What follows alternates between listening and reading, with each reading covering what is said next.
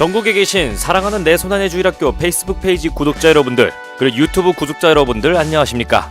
내 손안의 주일학교의 시간이 돌아왔습니다. 가나안 지방을 정복한 여호수아는 그 땅을 모든 이스라엘 지파에게 나누어주며 하느님께서 약속하신 땅에서 하느님의 말씀에 따라 살기를 명했습니다. 그리하여 여호수아가 살아있는 동안 백성들은 하느님을 잘 섬겼습니다. 그리고 여호수아가 110살이 되어 죽게 되고 이스라엘 사람들은 가스산 북쪽 에브라임 산악 지방의 팀낫 하레스에 있는 그의 땅에 묻었습니다.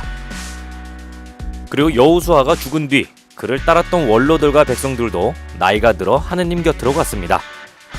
그 후 시간은 흘러 어느덧 이스라엘 백성들은 40년간의 속죄의 시간도 여호수아를 따라 힘겹게 가나안을 정복했으며 그 모든 일을 하느님께서 베풀어 주셨음을 알지 못하는 세대가 되었습니다. 그리하여 이스라엘 백성들은 풍년을 기원한답시고 가나안의 다른 이민족들이 믿는 신인 바알을 섬기는 잘못을 저지르게 됩니다.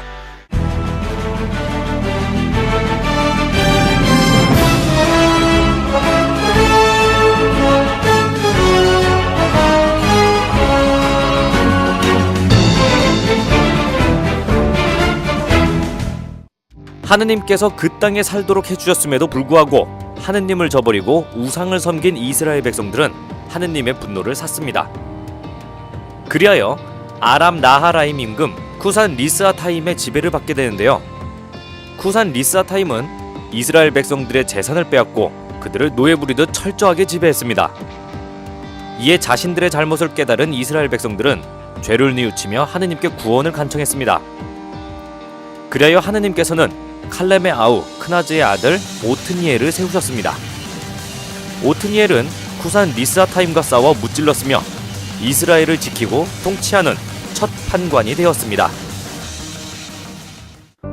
허나 판관 오트니엘이 죽고 시간이 흐르자 또다시 이스라엘 백성들은 하느님의 눈에 거슬리는 짓을 저질렀습니다. 그리하여 이번에는 모압 임금 에글론에게 18년이나 지배를 받게 됩니다. 암몬과 아벨렉의 자손들까지 가세한 이번 지배에 이스라엘은 신음하였죠.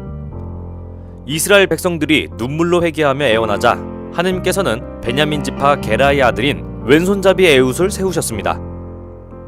에훗은 에글론을 암살하고 모압군을 쳐부셔 이스라엘의 손 아래 굴복시켰습니다.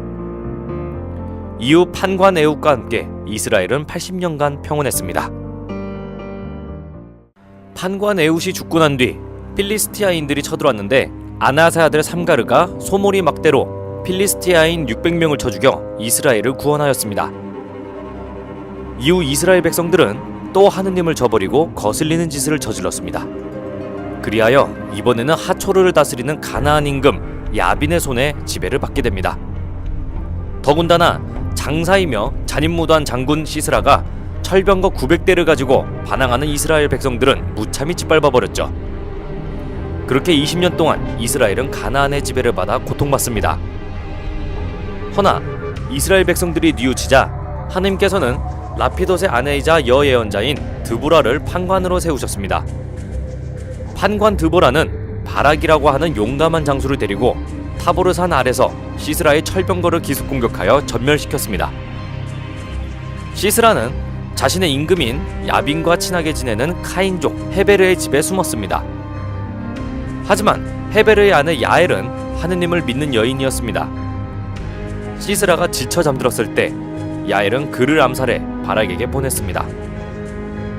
그리고 이스라엘은 기세등등하여 가나안 임금 야빈을 짓눌렀으며 그를 멸망시켰습니다. 하지만 이스라엘 백성들은 또다시 하느님의 눈에 거슬리는 악한 짓을 저지릅니다. 그리하여 이번에는 미디안족의 손에 그들을 넘겨버리셨죠. 미디안족이 이제껏 없었던 혹독한 지배를 선사하자 이스라엘 백성들은 미디안족을 피하여 산이나 동굴같이 접근하기 어려운 곳에 숨어 사는 처지가 되었습니다. 이에 이스라엘 백성들은 하느님께 살려달라고 부르짖으며 회개하게 됩니다. 이에 하느님께서는 이스라엘 자손들을 꾸짖으시고 밀 이삭을 줍고 있던 한 청년에게 천사를 보내게 됩니다.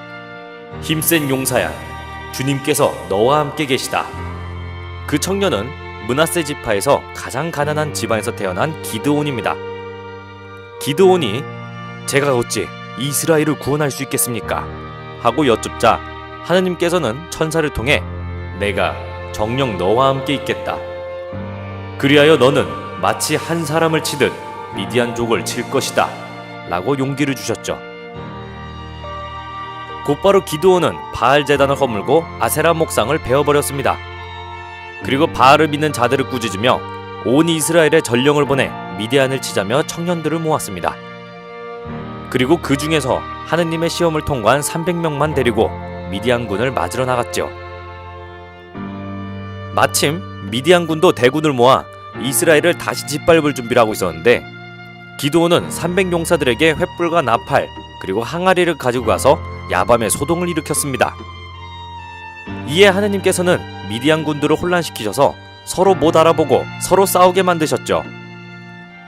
피아를 구분하지 못한 미디안 군들은 자멸하였으며 간신히 살아남은 자들은 기드온과 300용사에게 당했습니다. 그리고 미디안족의 본진으로 쳐들어가 완전히 박살을 내버렸죠.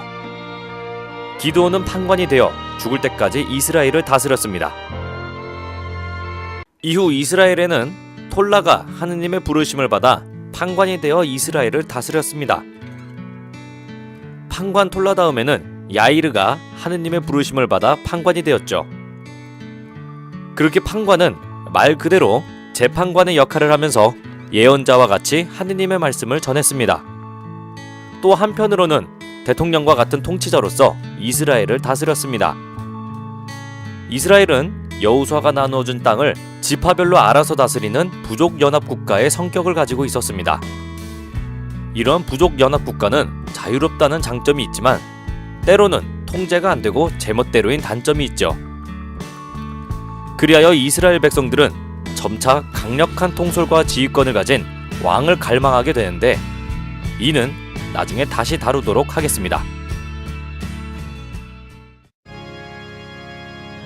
판관기에 나온 이스라엘 백성들의 모습 너무나도 멍청하고 한심해 보이지 않습니까?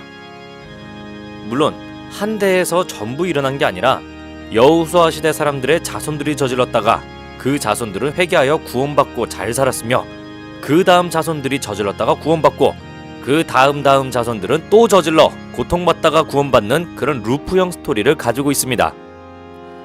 여호수아기에서 보았던 정복전쟁은 단순한 학살전, 민족우월성 이데올로기가 아니라 약속된 하느님 나라로 향하기 위해서는 많은 고난과 역경과 시련이 있음을 의미한다고 알려드렸었죠. 그렇다면 판관기에서의 의미는 무엇일까요? 단순히 이스라엘 백성들을 구원하는 히어로들의 영웅담일까요? 아니죠. 판관기에서의 연속되는 루프형 스토리는 고해성사를 보고 또 보고도 계속해서 죄를 짓고 고통에 신음하다 회개하는 우리의 모습을 꾸짖고자 하는 의미가 강하다고 볼 수 있습니다. 물론 하느님께서는 고통에 신음하는 이에게는 구원의 힘을 내려주시지만 하느님을 저버리고 죄악에 물들면 판관기에서의 이스라엘 백성들처럼 호되게 혼난다는 사실 잊지 말아야 할 것입니다. 네오 그라시아스.